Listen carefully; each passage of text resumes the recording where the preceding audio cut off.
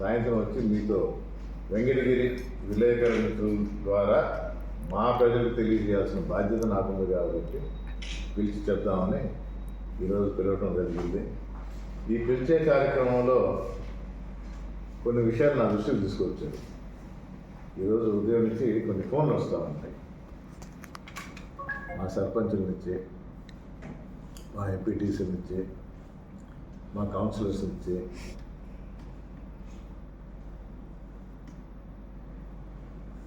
ఏందిరా దీని సారాంశం అంటే, సార్ మాకు ఫోన్లు వస్తూ ఉన్నాయి, మమ్మల్ని రమ్మంటుంటారు, మాకేదో డబ్బులు ఇస్తారంట, మమ్మల్ని ప్రోగ్రాంలో పార్టిసిపేట్ చేయమంటుంటారు అని.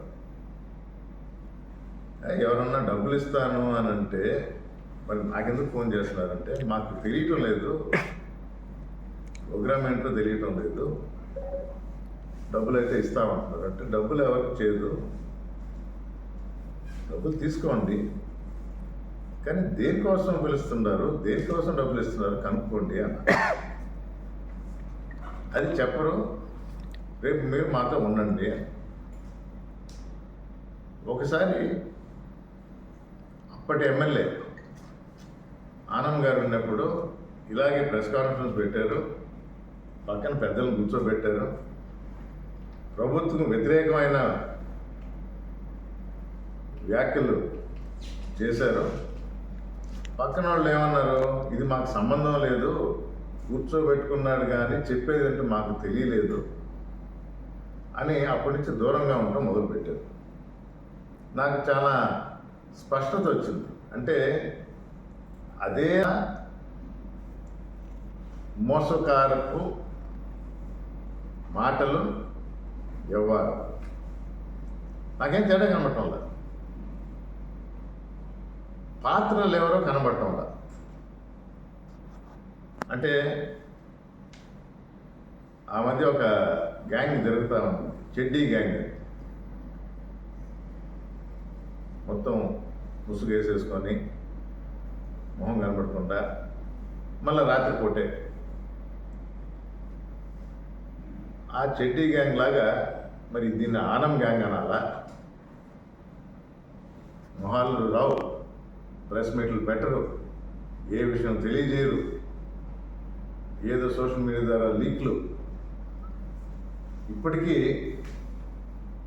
ఎవరు పెడుతున్నారు, ఏం చేస్తున్నారు, ఏమన్నా ప్రెస్ మీట్ జరిగిందా? మా మిత్రులను కూడా అడిగినా, కొందరు మిత్రులు ఫోన్ చేసి అడిగినా, ఏమన్నా ప్రెస్ మీట్ పెట్టారా ఏంటి? మా కౌన్సిలర్స్, మా సర్పంచ్లు ఫోన్ చేస్తూ ఉన్నారు, డబ్బులు ఇస్తామంటున్నారు, ఏంది దీని సారాంశం అంటే, మాకు తెలియదు సార్, మమ్మల్ని కూడా పిలుస్తున్నారు, మాకు కూడా కవర్ ఇస్తారేమో అంటున్నారు. ప్రెస్ మీట్ ఉందా అంటే లేదు, ఏం జరుగుతుందా అంటే ఎవరికి తెలియదు. డబ్బులు ఇస్తాము రండి, మా పక్కన నిలబడండి, వ్యక్తులు తెలియదు, ఏం జరుగుతుందో చెప్పరు. నేను ఇప్పటికీ చెప్పేది, వెంకటగిరి ప్రజల అమాయకులు, ప్రజలే కాదు నాయకులు కూడా. దీని అంతటికీ సూత్రధారి ఆనంద్. వెనక నుంచి ఆడించడం. ఆ రోజు జరిగిన ప్రెస్ మీట్కి కానీ ఈరోజు జరుగుతున్న దానికి కానీ నాకు తేడా కనబడటం. ఇది స్పష్టంగా ఆనం రామనారాయణ రెడ్డి సిగ్నేచర్ ఉంది. చేసేది చేయించేది ఆయనే. ఆత్మకూరు వెళ్ళినా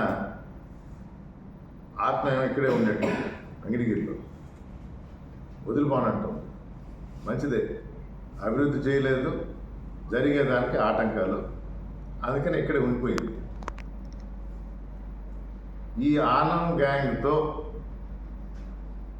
అవరోధాలు సృష్టించాలని, ఆటంకాలు కల్పించాలని అదే ధ్యేయంగా పెట్టుకున్నాడు. కాబట్టి ఆనం గ్యాంగ్ని తరిమి కొట్టే పని ప్రజలే చేస్తారు. ఆయన వ్యూహాలు కానీ, ఆయన ఎత్తుగడలు కానీ, ఏదైనా కూడా. నేను ఇదివరకు కూడా రాపూర్లో ఒక మాట అన్నా, ధైర్యంగా రండి, ముందరికి వచ్చి సవాల్ విసురండి. పట్టపగలు ఆడదాం ఫుట్బాల్ ఆట, రాత్రిపూట కాదు అని.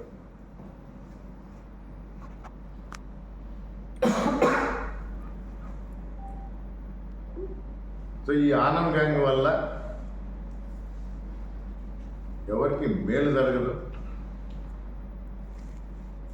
నన్ను అడిగిన, నా సలహా కోరిన సర్పంచులు కానీ, ఎంపీటీసీలు కానీ, కౌన్సిలర్స్ కానీ అందరినీ ఒకటే అడిగినాను, దేనికి ఇస్తున్నారో తెలియదు. సరే, నిలబడే ముందర ఇస్తారా, నిలబడే తర్వాత ఇస్తారా?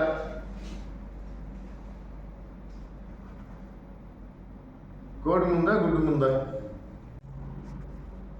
ఇచ్చిన తర్వాత నిలబడమంటున్నారా? దేనికి నిలబడమంటున్నారో చెప్పరు.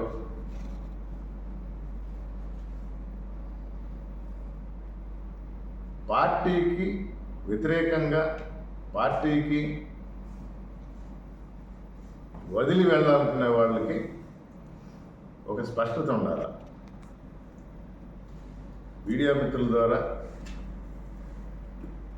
అందరికీ స్పష్టంగా చెప్తుందా, ఏదైనా కూడా ఆలోచించి చేయండి. మాయ మాటలకి మోసపోకండి. విషయాలు పూర్తిగా తెలుసుకొని నిర్ణయం తీసుకోండి. జగన్మోహన్ రెడ్డి గారు ఈ 5 సంవత్సరాల్లో ప్రతి ఒక్కరికి, అది నామినేటెడ్ పోస్ట్ అయినా ఎలక్టెడ్ పోస్ట్ అయినా, అది ఆయన ఇస్తేనే మనం ఆ పొజిషన్లో ఉంటాం. నేనైనా చైర్మన్గా కానీ, తిరుపతి అధ్యక్షుడిగా కానీ, ఇప్పుడు ఎమ్మెల్యే అభ్యర్థిగా కానీ ఆయన చెప్తేనే ఈ పదవి వచ్చింది. మన పనితనాన్ని, మన కష్టాన్ని గుర్తించి తప్పకుండా ప్రతి ఒక్కరికి న్యాయం చేస్తారు. 5 కోట్ల ఆంధ్రుల మనసుని గెలుచుకున్న మన జగన్మోహన్ రెడ్డిని మనం వెన్నంటే ఉండాలి. 175 సీట్లు గెలిపించి మరొకసారి మనసున్న మహారాజుగా, మరొకసారి మన ముఖ్యమంత్రిగా ఆయన గెలిపించాలా. వెంకటగిరి ప్రజలకు అందరికీ తెలియజేసేది, మాయ మాటలకు మాత్రం మోసపోకండి. ఈ ఆనం గ్యాంగ్ కొంచెం భద్రంగా ఉండండి. ఇదే నేను మీకు ఇచ్చే సలహా. ఎందుకంటే ఎంతోమంది ఫోన్ చేస్తే, ఎంతోమంది చెప్పినా, ఇంకెంతోమంది ఫోన్లు చేయలేక ఆగారేమో. మీడియా ద్వారా మీకు తెలియజేస్తామనే ఈ విధంగా ప్రెస్ మీట్ పెట్టి తెలియజేశాం.